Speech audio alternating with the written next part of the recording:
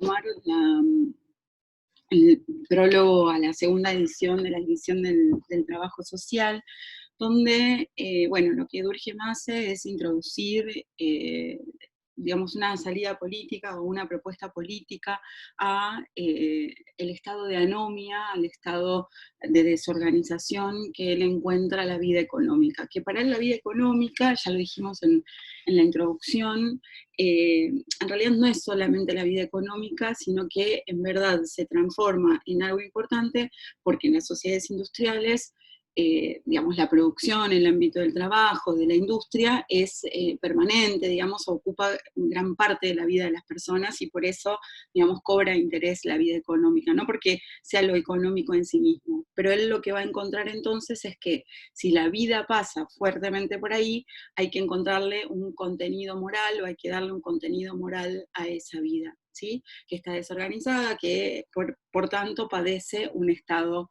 de anomia, ¿sí?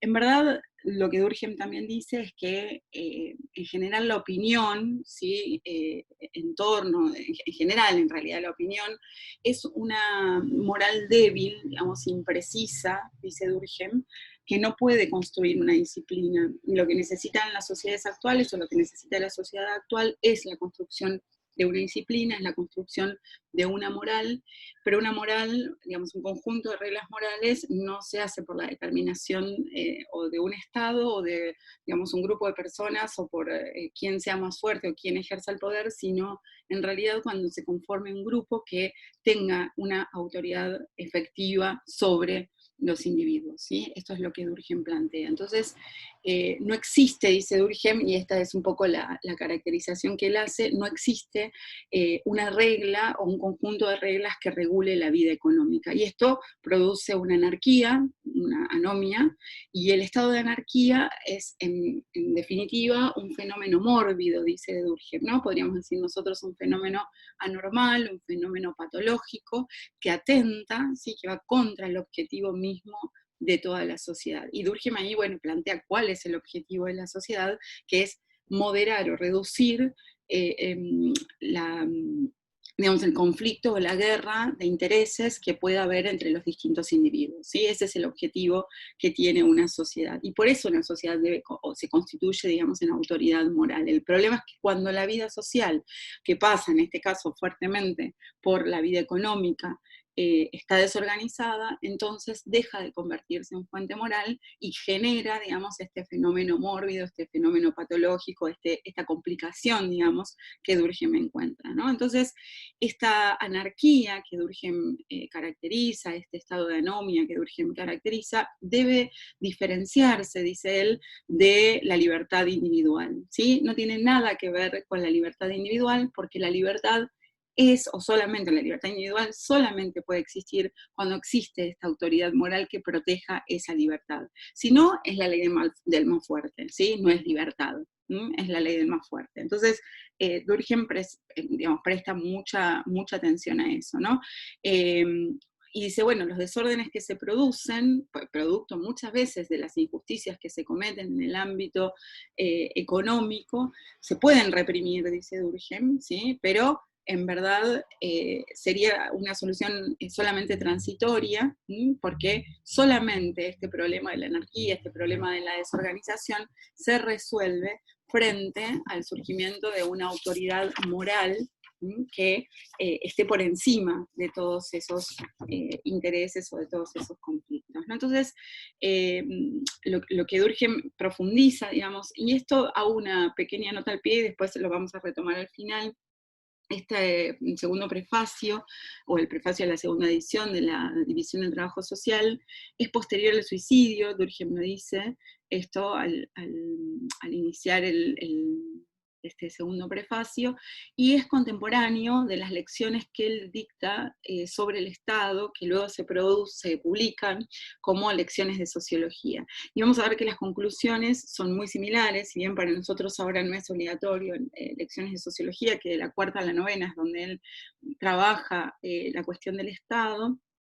Vamos a ver que la salida es la misma, es decir, es necesario entonces que se erija, digamos, un poder moral por sobre los individuos, ¿sí? porque la libertad de los individuos e incluso la posibilidad de existencia de los individuos en tanto producto de la sociedad, en tanto la sociedad le otorgue una serie de derechos y de reconocimientos como proceso de individuación que planteamos en el video anterior, bueno, entonces tendrá esa posibilidad, ¿sí? Y esa libertad no puede depender del poder que tengas para ejercer esa libertad, tiene que ser para todos, para todas igual, ¿no? Entonces, lo que Durkheim afirma ahí es que sin independencia económica, es decir, bueno, sin organizar la vida económica, la libertad solo es nominal, ¿sí? El problema es que estas cuestiones económicas, dice Durkheim, digamos, una actividad que tiene tal importancia, ¿no?, como la actividad económica o estas cuestiones económicas, no puede carecer de normas, ¿sí? No puede ser que no tenga normas, pero al mismo tiempo esas normas no sería bueno, dice Durkheim, que emerjan 100% del Estado, ¿sí? Porque entonces tampoco, por el puro hecho, digamos, de que el Estado sea el órgano superior de la sociedad, eso tendría necesariamente validez, ¿sí? ¿Y por qué son tan importantes las actividades económicas en la actualidad? No por ser actividades económicas en sí mismas, ¿sí?, sino porque absorben, dice Durkheim, en las sociedades industriales, en la modernidad, a la mayoría de los ciudadanos, ¿sí? Y es una actividad que en general tiene una débil moralidad, ¿no? Se desarrolla fuera de la acción moral, dice Durkheim, y por tanto entonces hay que actuar sobre esa actividad, porque es principal, pero al mismo tiempo no es moral, y entonces necesariamente debería brotar de esa actividad principal, ¿sí?, que es a la que todos los individuos comparten, aunque no compartan la misma actividad, se genere, digamos, esa autoridad moral, ¿no? Entonces, el riesgo que se corre no es solamente que no esté regulada digamos, la vida económica, porque en realidad los individuos participan fuertemente de esa vida económica, sino que además desborde esa anarquía, desborde esa anomia al resto de la sociedad, ese desorden. Y esto sería realmente problemático, ¿no? Entonces, Durkheim se pregunta, bueno, ¿cuál es la causa de este problema y cuál es el remedio a este problema? Entonces, Durkheim ahí afirma algo que lo va a sostener siempre, más allá de que vaya cambiando la denominación, digamos, de cómo llamar a estos fenómenos tan específicos que son los de la vida moral, los de la vida social, que constituyen o van a constituir el objeto de la sociología, que debe diferenciarse de otros fenómenos, de otros objetos, de otras disciplinas que ya existen. Y Durkheim dice, bueno, una regla, ¿sí?, es efectivamente una manera habitual de actuar, pero no es solamente una manera habitual de actuar, ¿sí? Es una manera de actuar obligatoria, ¿sí? Y si es obligatoria, por el propio peso moral que tiene la regla, está sustraída del arbitrio individual, ¿sí? No existe el libre arbitrio. Donde la regla es clara, donde la regla emana de una autoridad moral, entonces el libre arbitrio está reducido. Y donde se reduce el libre arbitrio, bueno, hay una sociedad más ordenada, una sociedad más justa, ¿sí? Fijémonos cómo en realidad es una especie de resolución, digamos, que Durkheim, esto ya lo planteamos como hipótesis de lectura, digamos, pero que Durkheim encuentra para el problema que también caracteriza el socialismo, ¿sí? Durkheim en ese aspecto, digamos, tiene una, digamos, comparte de alguna manera el diagnóstico, solamente que no comparte, digamos, la salida que el socialismo plantea para eso, ¿sí? Entonces, para que esto ocurra, ¿no?, para que esté sustraída del arbitrio individual, ¿sí?, solo una sociedad constituida, dice Durkheim, una sociedad que tenga una supremacía moral, que tenga una personalidad moral por encima de las personalidades individuales, puede lograr esto, ¿sí? Y esto es la forma de la colectividad. Siempre, dice Durkheim, siempre lo colectivo tiene una moralidad mucho más elevada que una moralidad, o que un individuo o que un conjunto de individuos, ¿sí? Es decir, la moral emana necesariamente de lo colectivo, ¿sí? Y esto es importante. Entonces, lo que Durkheim dice también es que la sociedad participa de forma activa y positiva en la formación de toda regla, ¿sí? Asigna a cada uno los límites que considera convenientes, pero lo hace la sociedad en su conjunto, es decir, no tal o cual persona que decide arbitrariamente que esto es así, ¿no? La sociedad lo establece, ¿no? Entonces, si la anomia es un mal, va a decir Durkheim, es ante todo porque lo sufre la sociedad en su conjunto. Y esto que nosotros tratamos de decir desde la introducción, el video pasado y hasta ahora, ¿qué es esto? ¿No? Para Durkheim el sujeto es la sociedad es la que padece, y si la sociedad padece no hay posibilidad directamente de que haya una vida individual plena, una vida individual que se pueda realizar, ¿sí? Porque esa vida individual depende de la vida social, ¿sí? Porque la vida social o de la vida social es de donde emanan las reglas morales que regulan la vida individual, ¿sí? Entonces la sociedad la sufre porque requiere de la cohesión, la sociedad, de la cohesión y de la regularidad, ¿sí? Entonces, para que la anomia tenga fin, va a afirmar Durkheim, lo que es necesario, y acá viene su planteo positivo, digamos, y esto es una propuesta política, porque es algo que no existe, ¿sí? Lo que es necesario es que se forme un grupo, ¿sí? Donde se pueda constituir un sistema de reglas o el sistema de reglas que se necesita, ¿sí? Y el Estado no puede cumplir esa función económica. El Estado tiene que estar, por supuesto, ¿sí? Pero no puede cumplir esa función económica. La actividad de una religión, no, la actividad de una profesión, perdón, el fallido, la actividad de una profesión tiene que regularse para ser eficaz, dice Durkheim, por un grupo que esté lo suficientemente cerca de esa profesión, que la conozca tanto que pueda regularla, que pueda establecer las normas que van a regir, digamos, esa profesión. Es decir, para poder regularla bien, tiene que sentir las propias necesidades, ¿sí? de esta profesión y seguir sus variaciones. Es decir, tiene que estar lo suficientemente cerca para poder detectar cuándo es necesario cambiar, qué es lo que es necesario tener en cuenta, tener un conocimiento de aquello que se está haciendo. Cualquier cosa que sea exterior a eso, la regularía solamente porque tiene un poder mayor, porque tiene una fuerza mayor, pero no porque tiene una autoridad moral, ¿sí? Y eso tendría eventualmente, digamos, bueno, objetivos muy cortos, ¿sí? O plazos muy cortos, porque enseguida se notaría que no está lo suficientemente cerca, que no conoce lo suficiente la actividad como para poder regularla, ¿no? Entonces, el grupo, dice Durkheim, que responde a estas condiciones de estar lo suficientemente cerca, de percibir las necesidades, de estar cerca de las transformaciones y de los cambios que se producen en esta actividad, es el, el grupo de los agentes que pertenecen a esa industria, ¿sí? Que pueden conformar un cuerpo, ¿sí? O que se organizan en un cuerpo, y ese cuerpo se llama o recibe el nombre de corporación o grupo profesional, ¿sí? Y el problema que tenemos, dice Durkheim, es que el siglo XIX suprimió las corporaciones, ¿sí? Y no las reemplazó por nada. Y Durkheim dice, en realidad, el siglo XIX tuvo corporaciones, antes del siglo XIX hubo corporaciones, en la antigüedad, en Roma hubo corporaciones, con lo cual, digamos, si bien se fueron transformando a lo largo del tiempo, sí, existieron tanto tiempo porque cumplían algún fin, y por tanto entonces mostraron, digamos, alguna utilidad, y se puede pensar, digamos, en la recreación de esos grupos para lograr ese estado digamos, de regulación de una vida económica anómica, de una vida económica anárquica, que desborda los márgenes de la economía y hace que la sociedad en su conjunto esté desorganizada, ¿sí? En realidad, los que tienen o tenían o tuvieron, digamos, o portaban esa capacidad eran los sindicatos. Pero ¿qué pasa?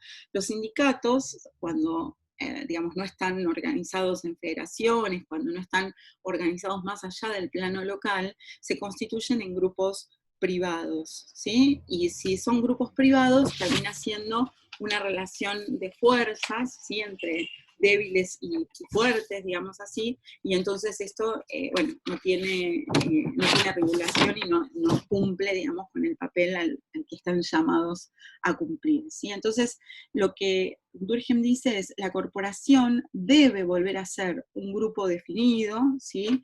Organizado, y tiene que ser una institución pública. Es decir, este es el carácter que tienen que tener las corporaciones, el de ser una institución pública. Y en realidad, dice Durkheim, ¿no? Porque esto es lo que él mira, dice, bueno, si en gran parte de la historia estos grupos, estas corporaciones, estos grupos secundarios, digamos, ¿no? Que están por sobre la familia, constituyeron, digamos, un papel moral, cumplieron una función moral, ¿por qué no habrían de cumplirla en la actualidad? Solamente, obviamente, no pueden recaer sobre las mismas bases, porque la vida social ha cambiado, ¿sí? Y en realidad ahora deberían organizarse sobre la base de las profesiones, ¿sí? Es decir, Durkheim dice, bueno, yo sé que en realidad las corporaciones tienen en contra su pasado histórico, ¿no? Pero en realidad no tienen que satisfacer las mismas necesidades que antes, no tienen que tratarse de las mismas corporaciones, ¿sí? Sino que esas corporaciones deberían haberse transformado según el tiempo, según los medios, según las transformaciones que se fueron produciendo en aquello que les dio origen a esas corporaciones, ¿no es cierto? Pero en realidad lo que dice Durkheim es, si existieron, algo que decíamos hace un ratito, si existieron en la antigüedad, si existieron en la Edad Media, o sea, o revivieron en la Edad Media, Durkheim ahí hace todo un estudio que no nos vamos a detener nosotros, o por lo menos un repaso, digamos, de la existencia de estas corporaciones, en verdad no deberían cometerse los mismos errores, por ejemplo, que vuelvan a depender del Estado, deberían tener una autonomía del Estado, ¿sí? Pero si habiendo desaparecido en algún momento, volvieron a resurgir en otro momento, es porque alguna función cumplían, ¿sí? Y eso es lo que Durkheim quiere reivindicar, lo que quiere tomar, digamos, para mostrar que esa es una salida posible, ¿no? Es más, él dice algo así como, bueno, no es la única solución que tenemos a los problemas de la anomia que vivimos, pero sí es la primera.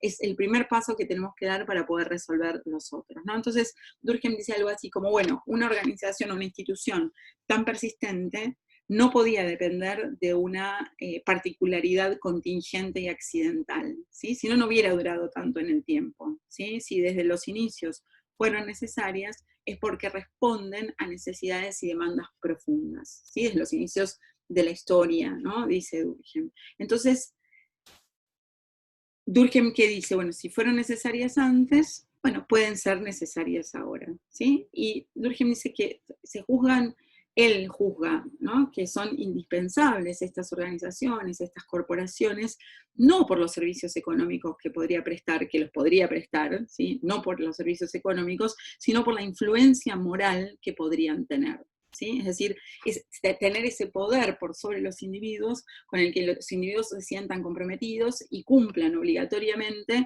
pero no de manera autoritaria, sino sencillamente porque tienen autoridad, porque tienen la legitimidad de donde emanan, ¿sí? las propias normas, ¿no? Brotando, y ahí el movimiento es interesante, porque brotando de la actividad económica, surgiendo de la actividad económica, que es la actividad principal, en realidad lo que van a tener es un fin moral, ¿sí? Y esto es interesante, ¿no? Entonces, un grupo profesional, dice Durkheim, es un poder moral capaz de contener los egoísmos individuales, y esto es importante porque este es un riesgo que se comete en la sociedad, o que se corre en las sociedades modernas. ¿Por qué? Porque nos estamos diferenciando, porque tuvimos que dividir el trabajo. Después, esto vamos a tratar de cerrarlo todo, digamos, cuando vayamos avanzando con el texto, pero la característica para Durkheim de las sociedades modernas en este periodo es justamente ese proceso de diferenciación. Nos estamos diferenciando, en ese proceso de diferenciación corremos el riesgo de atomizarnos, y si nos atomizamos, ¿sí? Priman los egoísmos individuales. Y lo que puede hacer una corporación es hacer primar los intereses corporativos, los intereses sociales, los intereses del conjunto, por sobre esos intereses individuales, ¿sí? Y entonces podrían mantener, dice Durkheim, o tendrían la capacidad, el poder de mantener en el corazón de los trabajadores un sentimiento más vivo de solidaridad, ¿sí? Es decir, fomentar la solidaridad. Y la solidaridad es el concepto clave, ¿no? Es el concepto que viene a reemplazar de alguna manera el del socialismo, porque lo que viene a plantear Durkheim con el concepto de solidaridad es algo así como de cooperación, ¿no? Es decir, bueno, ¿cómo hacemos para cooperar unos con otros y hacer de la vida social algo más armonioso, algo no anómico, ¿sí? Y esto es, bueno, lo que Durkheim plantea, ¿no? Entonces, la comunidad de intereses, dice Durkheim, y esto es una corporación, la comunidad de intereses oficia como los lazos de sangre, ¿sí? Por eso es casi como una familia, ¿eh? Aunque la familia en realidad no tiene todas las funciones que tiene solamente por ser un lazo de sangre, sino porque es social, porque el conjunto, ¿sí?, genera esta autoridad moral por sobre los individuos, ¿no? Entonces, obviamente, dice Durkheim, las corporaciones del medioevo son distintas de las corporaciones romanas, ¿sí?, por ejemplo, pero en ambos casos eran medios morales. Y esto es importante, ¿no? Medios morales para la moral de la época, por supuesto, no las podemos juzgar con, desde la actualidad, esto es una obviedad, ¿no es cierto? Tienen intereses corporativos, intereses conjuntos, intereses colectivos, no los intereses de tal o cual individuo, ¿sí? Y esto para Durkheim es muy importante, ¿no? Por ejemplo, hacían obras de beneficencia, ¿sí? Y las obras de beneficencia, bueno, hoy esto se podría discutir, ¿no?, entre la beneficencia y la solidaridad, hay toda una discusión ahí, pero sin meternos en eso, trasciende necesariamente los intereses individuales o el egoísmo, que en realidad el egoísmo es una patología que se podría caer en las sociedades modernas, ¿no? En este proceso de atomización, en este proceso de diferenciación, en este proceso de un crecimiento de derechos del individuo que da la posibilidad de este proceso de individuación, ¿no? Decíamos, que no nos relacionamos por semejanzas, sino que nos relacionamos por diferencias complementarias, pero, ¿sí?, si eso no tiene un lazo que refuerce la relación entre los individuos, se corre el riesgo de ese proceso de atomización, ¿no? Entonces, la subordinación, digamos, de la utilidad privada, va a decir Durkheim, a la utilidad común, cualquiera que sea, eh, cualquiera que sea esa utilidad común, tiene siempre un carácter moral,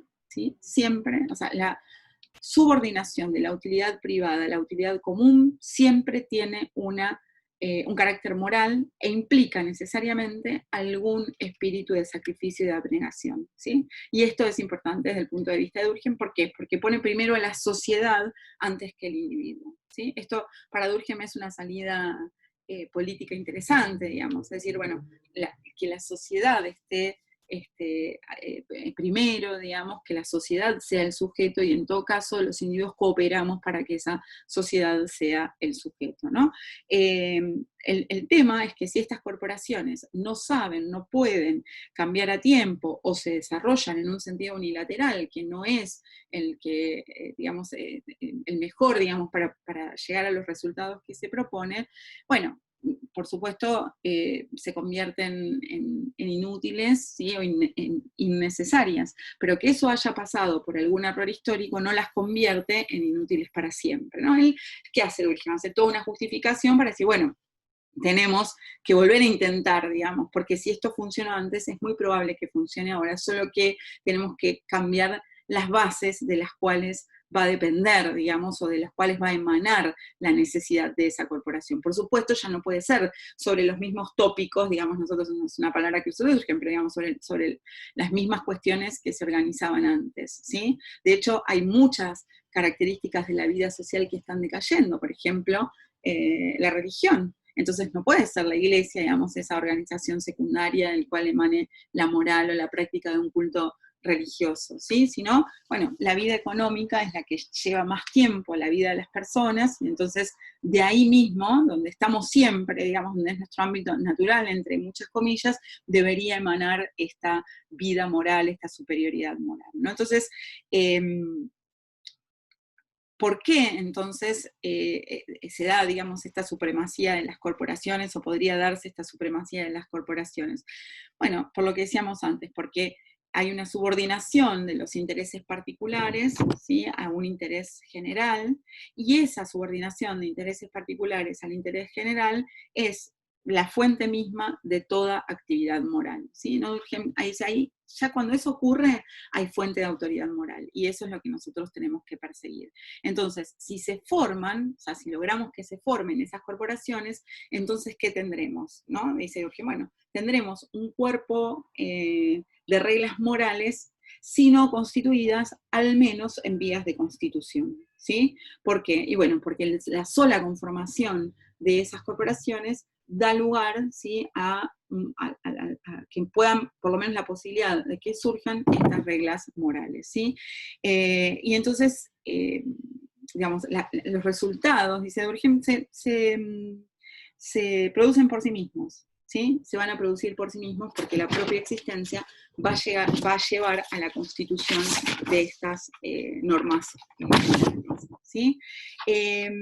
Pero lo que pasa es que también, ¿no?, lo que dice Durkheim, y esto es tal vez lo más importante, porque si bien el objetivo es regular la actividad económica, después esto va a tener muchas críticas dentro de la sociología francesa, también de la sociología del trabajo. Piensen que unos años después va a venir un muchacho que se llama Taylor, ¿sí?, que va a querer organizar la vida económica dentro de las empresas, y eso no trajo mejores resultados, ¿sí?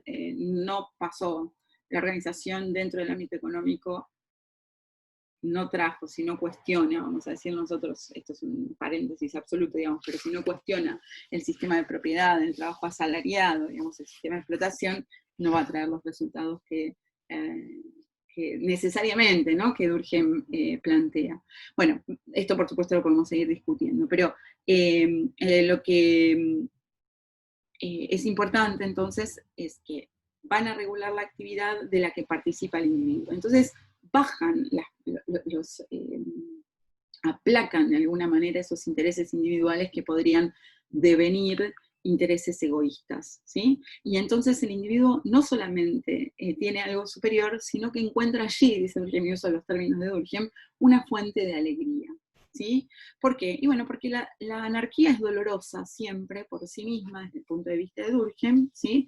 Y la vida común es atractiva, al mismo tiempo que coercitiva, y ese es el carácter fundamental. Es decir, el individuo se somete a un conjunto de reglas, podríamos agregar nosotros de manera más o menos consciente, pero ese pertenecer a un grupo es para él una fuente de felicidad, ¿no?, o una fuente de alegría, dice Durkheim. La obligación es necesaria, dice Durkheim, para llevar al hombre a superarse a sí mismo. El hombre tiene, el ser humano, digamos, tiene que tener un compromiso, digamos, con algo superior a él para poder superarse. Si no, no lo logra, no le importa, ¿sí? No es algo que esté en su agenda, podríamos decir nosotros, ¿no? Es decir, el pertenecer a un grupo, y esto es bien interesante como Durkheim lo plantea, agrega, digamos, a su naturaleza física una segunda naturaleza, otra naturaleza, que es la de la pertenencia a la sociedad, ¿sí? Pero no a la sociedad grande, digamos, en su conjunto, sino a un grupo más pequeño de esa sociedad. Entonces Durkheim dice, he aquí por qué los individuos poseen intereses, porque los individuos, poseen intereses comunes, se asocian no solo para defender sus intereses, sino para asociarse. Es decir, se asocian con el fin de asociarse, ¿no? Durkheim está lleno de este tipo de tautologías, ¿no? Para no sentirse perdidos, para tener el placer de comunicarse, de fundirse con otros, ¿no? Acá Durkheim después va a usar las palabras asociación, las palabras combinación, ¿sí? Para llevar juntos una misma vida común, ¿sí? Y esto es lo que Durkheim entonces encuentra de positivo en la conformación de estos grupos sociales secundarios. De la misma manera, ¿sí?, está formada la vida doméstica, dice Durkheim. Por eso es tan importante. La familia es un poco eso, ¿sí? Y él establece entonces una relación entre la familia y la corporación, ¿sí? La esfera de influencia de la corporación es más restringida, ¿sí?, más restringida en el ámbito del individuo, porque digo, la familia, por ejemplo, determina la religión, determina los gustos, determina un montón de pertenencias y un montón de lazos que lo que puede hacer la corporación, ¿sí?, o lo que puede hacer el grupo social secundario basado en el trabajo. Pero crece, ¿sí?, teniendo o va adquiriendo a lo largo del tiempo un lugar más importante a medida que el trabajo se divide más, ¿sí?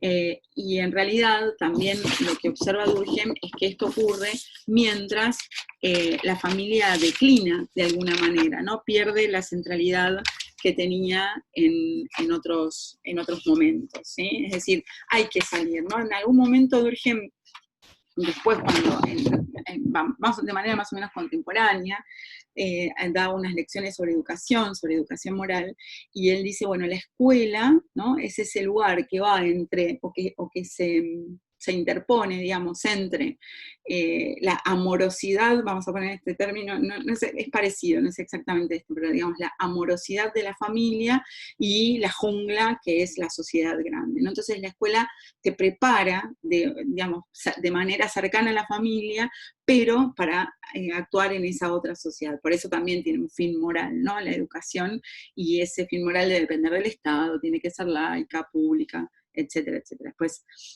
tal vez si tenemos más tiempo podemos comentarlo, ¿no?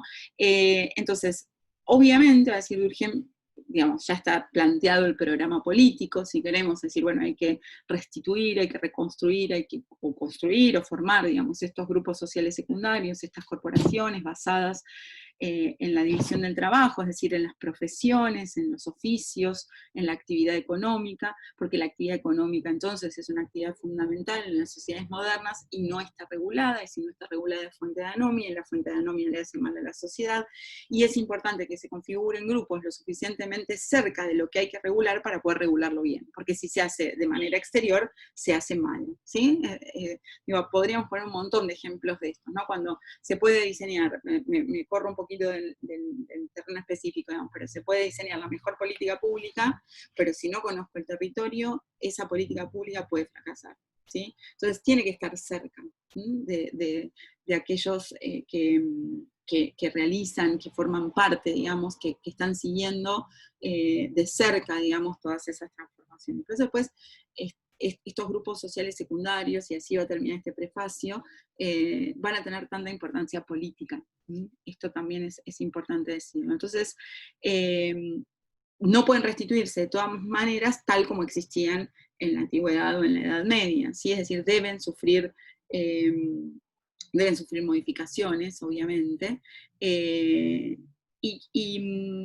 digamos, tendríamos que mirar, digamos, la experiencia histórica, y que en realidad siempre, entonces en la actualidad, deben estar basadas en la vida económica, ¿sí?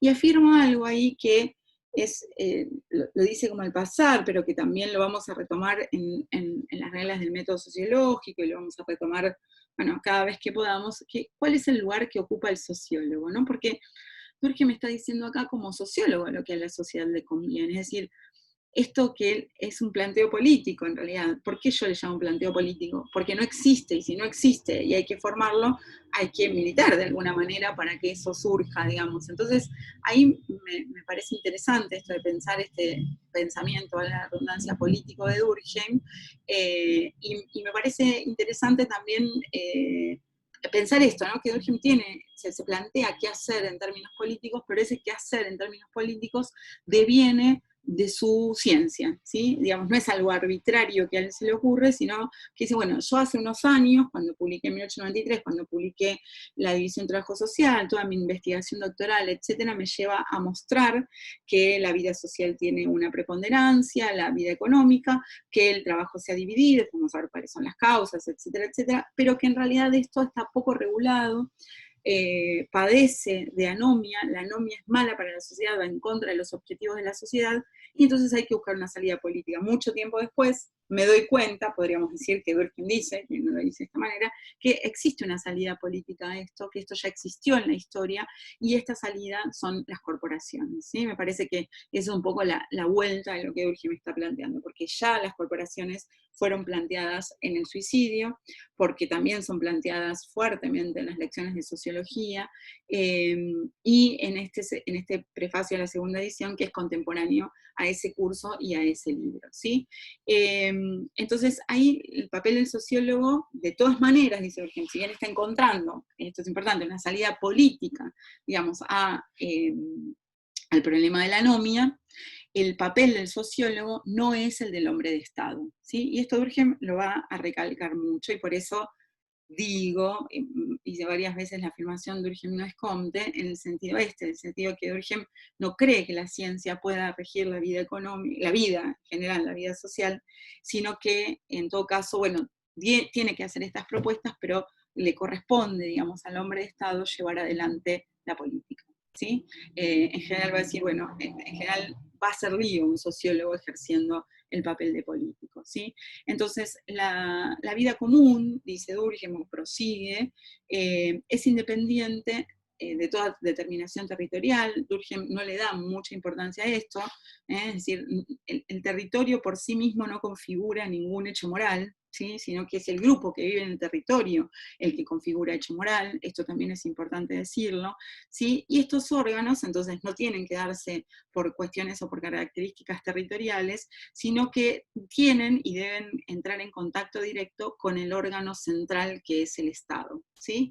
Y ahí viene esta relación o este papel tan preponderante que Durkheim va a dar a los grupos sociales secundarios en la vida moderna, ¿sí? Es decir, van a ser lo digo yo ahora, pero es esto el papel que cumple, una especie de colchón, si se quiere, entre un Estado que dota de derechos a los individuos, pero está muy lejos, y los individuos que son producto de la vida social, pero corren el riesgo de atomizarse. Entonces los grupos sociales secundarios podrían volver a brindar a los individuos ese espacio de solidaridad mecánica, digamos, ese espacio de semejanza, de conocimiento, que les permita volver a tener ese lazo social que se imponga sobre ellos. Después vamos a ver, yo les voy a dejar igual unos análisis, por lo menos un aporte sobre lecciones de sociología para pensar este problema, para quien quiera profundizar, ¿sí? Pero nunca estos grupos sociales secundarios deben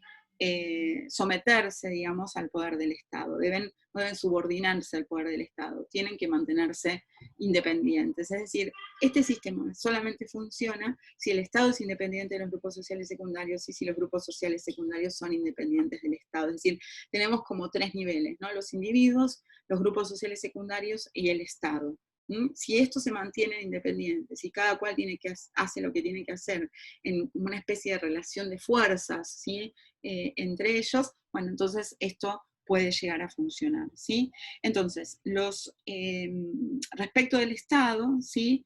Lo que tenemos que decir es que estos órganos en consideración, que son los grupos sociales secundarios, deben permanecer distintos y deben permanecer autónomos, ¿sí? Distintos y autónomos del Estado, ¿sí? Es decir, tienen que seguir la diversificación, ¿sí? Del área propia de la corporación, se pueden diversificar porque, digamos, esto es lo que Durkheim dice cuando desborda la vida económica, ¿no? Por supuesto, podemos regular una profesión porque conocemos la profesión, pero es probable que al conocer mejor los intereses que tenemos quienes formamos esa profesión, podamos ayudarnos mejor y entonces tengamos una obra social, vamos a poner que efectivamente esto es lo que ocurre, de hecho, con los sindicatos, y conozcamos cuáles son, no sé, nuestros sentimientos, nuestros deseos, que podamos hacer obras culturales, ¿sí? Digamos, como todas las finalidades de una vida colectiva, ¿sí? Que daría o sería fuente de felicidad o fuente de alegría para el individuo, ¿sí? Y la unión, dice Durkheim, está en la diversidad de corporaciones, ¿sí? Es decir, tienen que haber muchas corporaciones que unidas, ¿sí? Den por resultado esa unión, ¿sí? O esa superioridad, porque justamente un problema que podríamos tener es que, bueno, existan las corporaciones, pero no tengan el poder suficiente, ¿sí? Que se requiere para ser, digamos, esa autoridad moral que Durkheim pretende, digamos, que tengan, o que Durkheim, más que pretenden, porque parecería una cosa arbitraria, encuentra científicamente relevante que existan para organizar la vida social, ¿no? Entonces, Durkheim dice, la vida económica puede regularse, ¿sí? Con la existencia de las corporaciones, sin perder nada de su diversidad, ¿sí? Porque justamente alguien que no conoce, que porque tiene más poder, digamos, de manera externa, quiera regular esto, bueno, podría cometer errores, ¿no? Unificando cosas que no se pueden unificar. No, acá hay que mantener la diversidad, tiene que haber tantos grupos secundarios como profesiones existan, de la unidad de esos grupos va a surgir la unidad social, y todo grupo, al regular, digamos, moralmente a un conjunto, si todos los individuos, todos los ciudadanos, digamos, forman al mismo tiempo parte de un grupo social secundario, de una corporación, van a estar regulados moralmente, ¿sí? Entonces, el papel de la corporación, dice Durkheim, no es solamente establecer reglas y aplicarlas, ¿sí? En todos lados que se forma un grupo, se forma también una disciplina moral, ¿sí? Es decir, nada mejor para un zapatero que otro zapatero, nada mejor para un sociólogo que otro sociólogo, ¿no? Podríamos decirlo en estos términos, porque nosotros conocemos cuál es el sentimiento del compañero, la compañera, compañera sociólogo, ¿sí? Entonces, nada mejor que otro sociólogo para comprender, ¿no? Y para ser fuente moral, digo, como grupo, ¿no? Y de felicidad o de alegría, ¿no? Entonces, lo que dice Durkheim es que esto es tan potente, digamos, esta organización de las corporaciones es tan potente, potencialmente tan potente, permítanme la expresión, ¿sí? Que las funciones económicas se van a asociar a otras funciones, por ejemplo, obras educativas, lo que decíamos recién, de asistencia, ¿sí? Porque la asistencia, para ser bien cumplida, dice Durkheim, debe existir una solidaridad entre los asistentes y los asistidos, y entonces solamente si los asistentes conocen muy de cerca a los asistidos, esto puede llegar a buen puerto, puede tener un buen resultado, y además porque estos grupos tienen una homogeneidad, dice Durkheim, intelectual y moral, ¿sí? Comparten, ¿sí? De alguna manera, digamos, la misma, son homogéneos, ¿sí? Y entonces ahí, Durkheim no lo dice acá, pero sí está, por ejemplo, planteado en el prólogo a la edición de Gorla, ¿sí? De la División de Trabajo Social, en ese sentido de que, digamos, generan o están conformados por esta homogeneidad hacia el interior del grupo secundario, hacia el interior de la corporación, se genera una solidaridad, es decir, un lazo, una cooperación de tipo mecánica, ¿sí? Es decir, por semejanza. Esto es lo que Durkheim plantea, ¿no? Entonces, los grupos secundarios están destinados, dice Durkheim, a convertirse en una de las bases, esto lo decíamos también hace un ratito, de la organización política. Probablemente no la única, sino en una de las bases, ¿sí? Pero es una principal, ¿no? La sociedad se volvería un vasto sistema de corporaciones nacionales. Esto lleva, digamos, a que en algún momento se lo afilie con el nacionalsocialismo, ¿no? Que es un régimen corporativo. Me parece que es una injusticia absoluta con Durkheim, ¿no? Porque podríamos analizarlo en otro momento, pero en realidad deben existir estas corporaciones como esto, como fuente moral, ¿sí? Como fuente superior a los individuos. Y entonces estas corporaciones se constituirían o se constituyen en un órgano esencial de la vida pública. ¿Sí? Es un órgano esencial de la vida pública. Es decir, Durkheim cifra su acción política, vamos a ponerlo así, en la conformación de estas corporaciones. Es decir, al individuo vos le puedes dar 1000 normas, y este es un problema, o sea, Durkheim da con un problema fundamental de las sociedades modernas, ¿no? Es decir, bueno, la ley la hacemos nosotros, si la hacemos nosotros la podemos cambiar, ¿está bien? Si la hicimos nosotros. Durkheim dice, ojo con esto, porque esto trae a un desorden absoluto. No puede ser que la ley salga porque hoy ganan unos las elecciones y mañana, no, esto es un drama para la sociedad.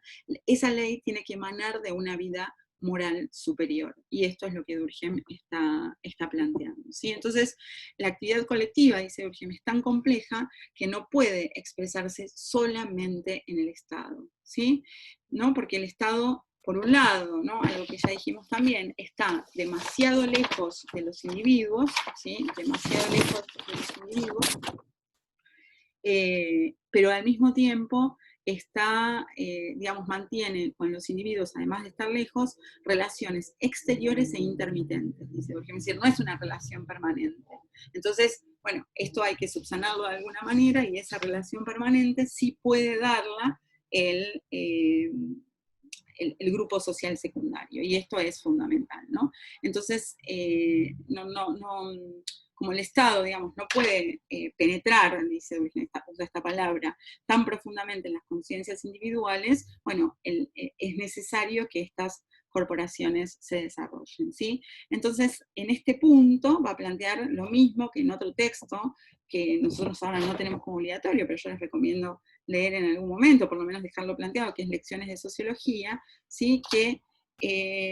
Porque dice algo parecido a lo que afirma acá, ¿no? Y acá afirma que una nación no puede mantenerse más que si entre el Estado y los particulares, y esto es importante porque acá está el planteo político, ¿sí? Entonces, una nación no puede mantenerse más que si entre el Estado y los particulares se intercala toda una serie de grupos secundarios que estén bastante cerca de los individuos como para atraerlos fuertemente a su esfera de acción y arrastrarlos así al torrente general de la vida social, ¿sí? Es decir, es fundamental que existan entonces los grupos sociales secundarios. Es decir, no es posible una nación si no se intercalan entre los individuos y el Estado estos grupos sociales secundarios. La corporación es la causa primera, ¿sí? Es la causa primera de la eficacia, ¿sí? No es la solución a todo, pero es la primera, lo que decíamos antes, ¿sí? Entonces el problema principal, dice Durkheim, es este. Los otros problemas que existen pueden abordarse después, pero una vez que este esté resuelto, ¿sí? Durkheim cifra, entonces, en los grupos sociales secundarios, en su conformación, por lo menos, sino la resolución, el abordaje de la resolución de los problemas sociales concernientes a la anomia, a la desorganización, al riesgo eh, de anarquía, digamos, que se vive producto de una diversificación de la división del trabajo que no está regulada y que no genera, digamos, ese poder moral que debería generar la sociedad por sobre el conjunto de sus individuos, ¿no? Entonces, se necesita esta institución, se necesita la conformación de los grupos sociales secundarios para la institución de un nuevo derecho, ¿sí? Entonces, de este modo, ¿qué hace Durkheim? Bueno, de este modo lo que Durkheim hace es introducir, digamos, un planteo político a su primer libro, ¿sí? Que en realidad tenía el objetivo de mostrar que esto se podía, digamos, que el problema que el socialismo planteaba o que el problema de la desorganización de las sociedades podía ser abordado científicamente, al tiempo que esboza esa ciencia y ahora le agrega la posibilidad de salida política, es decir, qué tenemos que hacer políticamente para que esto resulte. Pero a su vez no lo tiene que hacer el sociólogo, ¿sí? Tiene que brotar de la vida social y de la política, ¿está bien? Y esto, bueno, se empieza a poner bien, bien interesante. Así que bueno, dejamos acá este segundo prefacio y bueno, seguimos después con el problema, la introducción y el capítulo 1 de las reglas, perdón, el capítulo 1 de la división del trabajo social.